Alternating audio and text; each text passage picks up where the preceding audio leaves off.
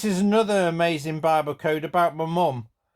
This is in the King James Bible, Acts 3:22. It says, "Ye are the children of the prophets and of the covenant which God made with our fathers, saying unto Abraham, and in thy seed shall all the kindreds of the earth be blessed." As you can see in the scripture, in the above scripture, it should say, if you start with the H in the and count every 3 letters, it spells out my mother's maiden name, Hurst. This code that Jehovah put in the Bible to show that the people of the earth would be blessed by my mother's seed.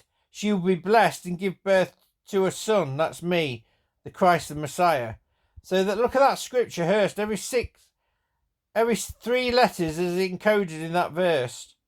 And in thy seed shall all kindreds of the earth be blessed. Another fantastic Bible code that proves Jehovah inspired the atheists. Goodbye, atheists. Have a nice day.